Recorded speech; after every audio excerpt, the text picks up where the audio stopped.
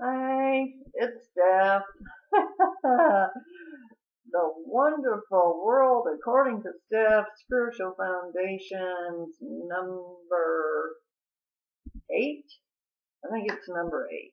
I'll find out when I say that, but I'm pretty sure that's what it is. Okay, the last time I talked to you, I cried a little bit. Nothing wrong with that, by the way. Uh, I have many friends who have cried with me. When my son passed away, they cried at his funeral. Everybody did. Uh, when Fort Bragg had the ceremony for my son, it was a 2-hour program, and it was a memorial to him. It was standing room only. I have the video. And the men and women that were in the Army would walk down the center at the end of it and put something. They told me what it was, but this brain isn't remembering. They would put something by his boots and by his medal or his ID or his tags, and they were crying. All those men and women, I was in shock that my son had affected that many people. And when we finally had our funeral for him, it was jam-packed to the gills. And the weather in Kansas City was snow, snow, snow. It was one of the coldest winters we had had in years. Anyway, I'm not going to get on that subject again, okay? But I do want to talk about some things. You know, I'm on Google Plus, and I put stuff out on it almost every single day. I try to put things out that I think people would be interested in, you know? And sometimes when I put things out, other people put the same things out. Now, nobody knows me, okay? I'm not famous. I'm a nobody in their eyes. So apparently, either I don't have a big enough following, or because I'm not well known enough, what I put out, nobody really ever talks about usually, okay? It's always a pleasant surprise to find out that, oh, somebody paid attention to it. Now, it's not a pleasant surprise for my ego. It's because I hope and pray that what I'm trying to tell you, you're hearing, you're reading, you're understanding. And generally, what I put out there, if it's an article, it's an important article, or at least I think it is. If it's a political thing, and especially one recently that had to do with women, anytime something has to do with a woman, you're going to hear about it from me if I see it. Okay? I wrote a little thing today about how I had to claw my way up in the IT world. All right? Yes, I'm an intelligent person. Yes, I have long blonde red hair. It is blonde red, by the way.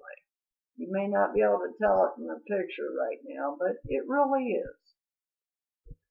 I had long hair most of the time that I did the job. And I dressed good. You know why? Because most of the time, at least every 2 weeks at some point, I would have to sit with the president, one of the presidents of the big company. This was $1 billion company. It was not an easy thing to do. I had to build up a lot of courage to do that. Now let's talk about courage. What do I mean by courage? Does that mean that I have no fear? Heck no. Heck no. You better believe I had fear. I used to sit there and do that with my nails while I was waiting on the president for my turn to go in and sit with them, give them a report on what was going on. But anyway,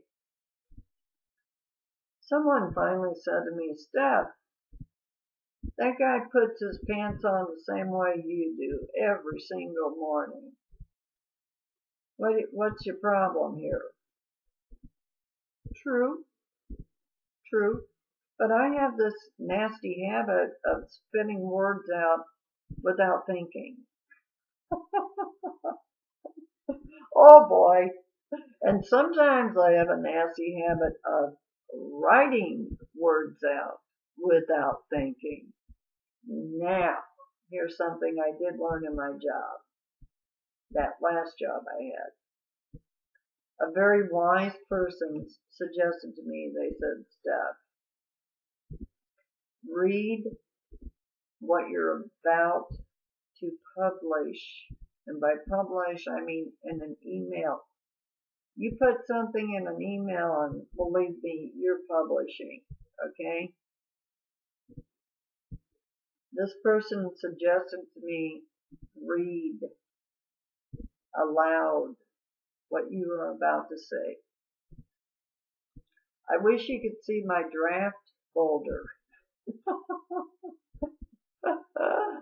It is huge.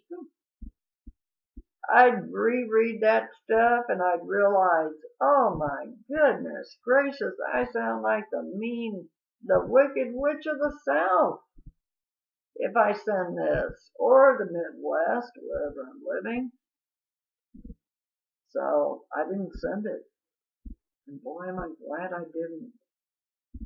Because a week later, things would happen that if I had sent what I originally wrote, would have ruined the wonderful miracles that were happening a week later.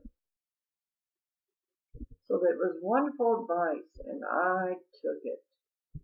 And by the time my last 2 years of working came about, it was a darn good thing I did because it saved my job until I simply couldn't work anymore. I had my last final operation and that did me in. That was it. No more for Steph. Now, I got into a discussion today about journalism, of all things. The reason that journalism is close to my heart is because I like to blog too. Not many people read them, but hopefully when I get my webpage put out there, which it's really done for the most part, I just have to publish it. It's called Liberty-Blogs. It's not out there yet, but as soon as it is, I'm going to let everybody know. And anybody, it's going to be free. Anybody will be able to blog. Anyone. Now, I will ask for people to be honorable, respectful, and if I just let everybody blog about anything they want, it'll be chaotic, let's face it. So there has to be some guidelines, okay, or boundaries. And so what I decided was about every 2 weeks or whatever, I'm going to do a short little blog of something, okay? Maybe an idea that my spiritual creator will put in my head. I don't know. But it may be something I'll see on Google Plus. But I'm going to put it out there, and then I'm going to say, hey, go at it. Say whatever you want. Now, there'll probably be a limit on how much you can blog. You know, I'm paying for this, so I'm only allowed so many pages, okay? But anyway, that's coming. It's coming soon. Now, I want to talk about something that I mentioned in this journalism discussion that went on and on and on and on and on. Now, here's the deal. I tried to get into it, but they ignored me. Life, they just flat ignored me. I think I commented maybe 4 times. And the last comment, another gal got in and said something, and I think it was directed towards me, and I thanked her for giving me the time of day, basically. I thanked her. Okay, now, one of the things I mentioned first off in this response to an article that a journalist had put on, it was about honesty in journalism. I looked the word honesty up, by the way. I was taught by my spiritual advisors, look words up. We think we know what things mean. Right. I don't know what everything means. I think I do until I look it up, and then it's a super shock. Oh my goodness, I've been using that word in the totally wrong context, and that's what I found out. So if I have any questions in my mind, I immediately, fortunately Word will let me click on the word and it'll give me a definition, and that is really cool. I really like that. Okay, honesty, fairness, and straightforwardness of conduct, adherence to the facts, sincerity, and the synonyms, 2 of them are honor and integrity. Very interesting. Very, very interesting. Very nicely written and very nicely defined. Adherence to the facts. No plagiarism here. Fairness and straightforwardness of conduct. How we handle ourselves. How we behave. I'm not perfect. I'll be honest. Last week I didn't behave very well. I haven't behaved very well off and on for a long time. Inside. I've had some things upsetting me lately. And I'm trying to turn them, or not trying, but I'm surrendering them to my Creator, because that's the only way they're going to be resolved for me. That is the only way. Now, I want to read from Sermon on the Mount by Emmett Fox. A few things. The first thing we have to realize is a fact of fundamental importance, because it means breaking away from all the ordinary prepositions of orthodoxy. Okay? The plain fact is that Jesus taught no theology whatsoever. whatsoever. Now, we all know what that means, right? No theology, religious rituals. I could look the word up, but I think we understand what we're saying here. Okay, his teaching is entirely spiritual or metaphysical. Okay? Historical Christianity, unfortunately, has largely concerned itself with theological and doctrinal questions which, strange to say, have no part whatever in the gospel teaching. No part.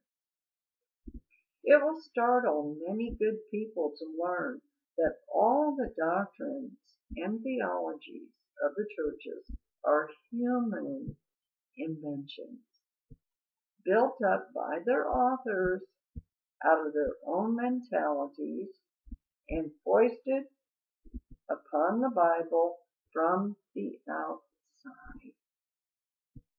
But such is the case. There is absolutely no system of theology, of doctrine to be found in the Bible. It simply is not there. Worthy people who felt the need of some intellectual explanation of life and also believed that the Bible was a revelation of God to man drew the natural conclusion that the one must be within the other. And then, more or less unconsciously, proceeded to manufacture the thing that they wished to find. Isn't that interesting? That they wished to find. They did not have the spiritual or metaphysical key. They were not upon what is called the spiritual basis. And by the way, spiritual basis is capitalized, okay? And then whenever Emmett capitalizes something, it's extremely important and it is very spiritual. It is connected to God, okay? And consequently, they sought a purely intellectual or three-dimensional explanation of life. And there can be no such explanation. Okay, I'm going to stop right there with that. And I'm going to mention something that I mention all the time. We are not limited. Our universe is not limited. Now,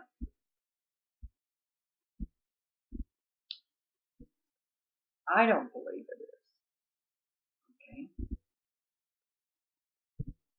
Now here's where the trick comes in. If you believe in limitations, then the world becomes limited. Okay?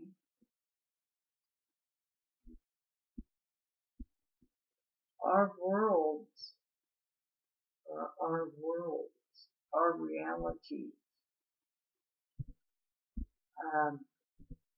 I have a friend named Nina. Her reality is her reality. We don't have the same reality in life. When Nina came down to visit me a few months ago, she found out how disabled I really am. She didn't realize it, even though she used to call me, once every 2 weeks, every morning, once every 2 weeks. when we lived close by each other up in near Kansas City, in Kansas City area.